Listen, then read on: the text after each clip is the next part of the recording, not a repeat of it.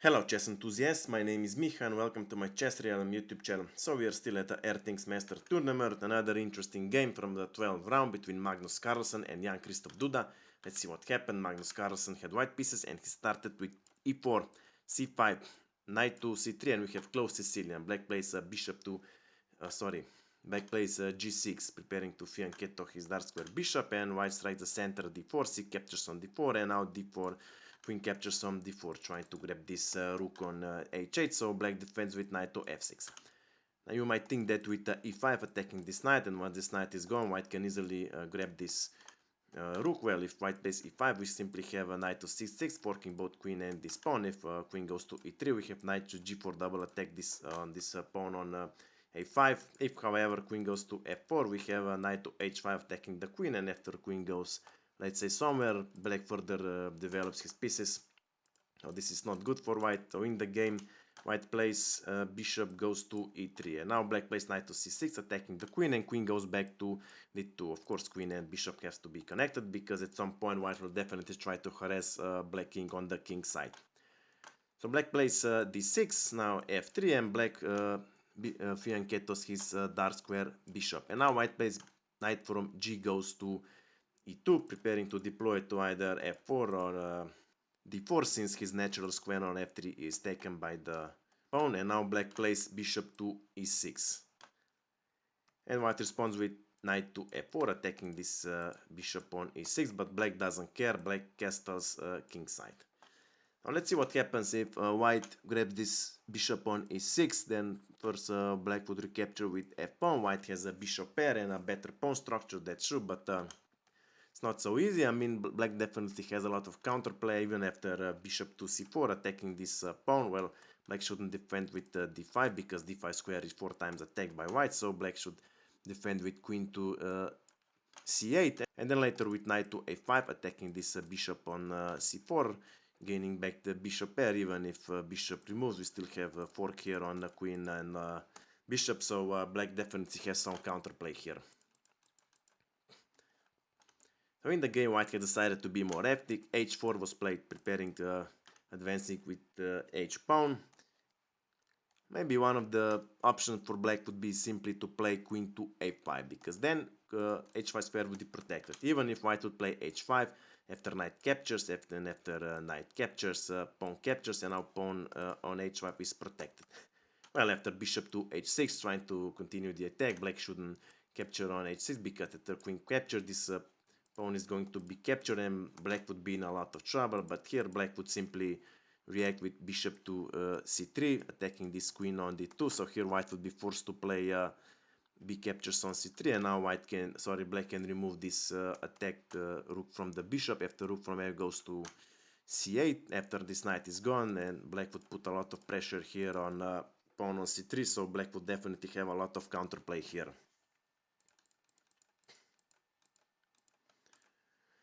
So in the game, black plays knight to e5, putting pressure here on c4 square, preparing to deploy either bishop or knight here, but white doesn't care. h5 was played, and now of course black responds with bishop to c4, hoping that white would capture here on c4. Well, if white captures on c4, then knight captures, attacking both bishop and queen.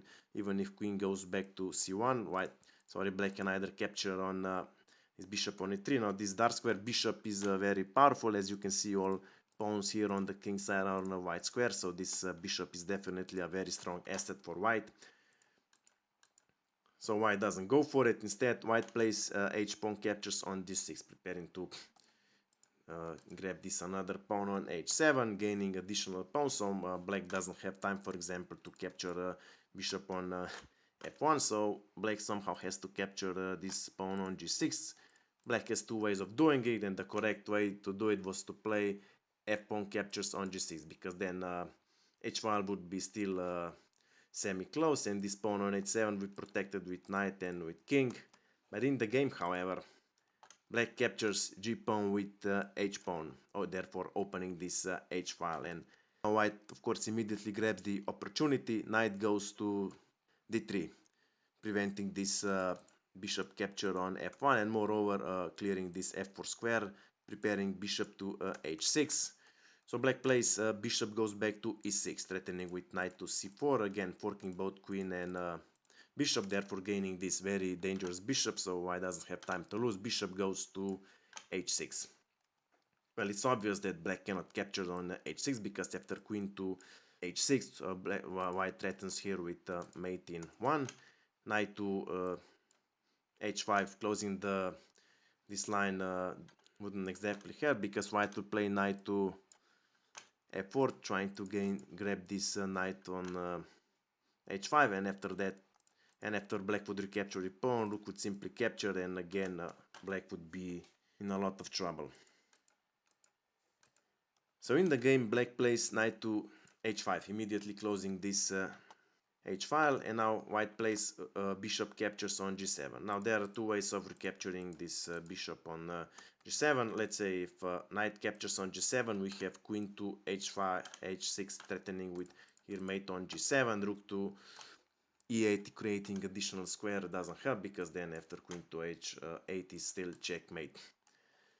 Even if black would try to provide some sort of escape square with f6, then white would somehow try to grab this pawn on g6. After f4, the only defender of pawn on g6 would be attacked, and if black would remove the knight to c6, then white would grab this pawn on g6, threatening with rook to g7, trying to deliver mate here on g7.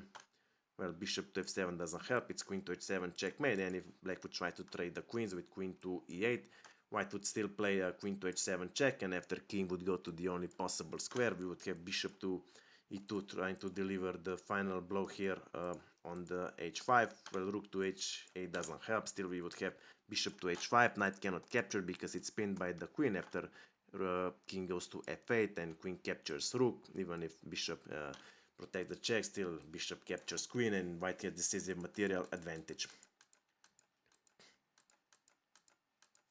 If black would try with f5, well, this is a little more tricky. Here white would have to capture on f5. There are two ways of recapturing. Let's say if bishop captures on f5, then knight captures first on e5. After the pawn recaptures, we have bishop to c4 check. Well, if black defends with rook, we have queen to h8 checkmate, and if black defends with pawn on e6, white simply plays g4, trying to drive this bishop out of his position. Now black can either choose mate or severe material loss.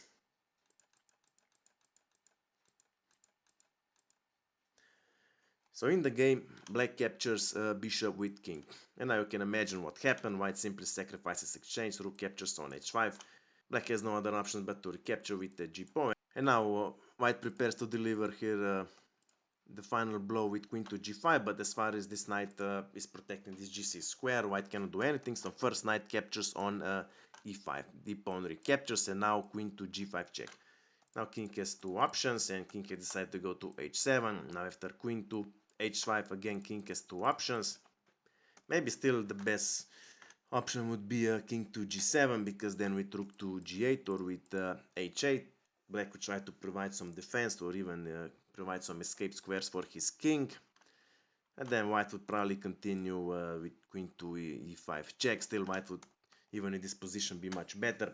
But in the game, black plays king to g7, the final blunder. Now rook is totally blocked here, and white plays a very silent move, bishop to d3, closing in this file, preparing to castle queen side, getting the rook into the action. Well, if black doesn't do anything, let's say black plays a random move, then white simply castles queen side, and after another random move, rook to h8 and mate on h7 or h8 is unstoppable.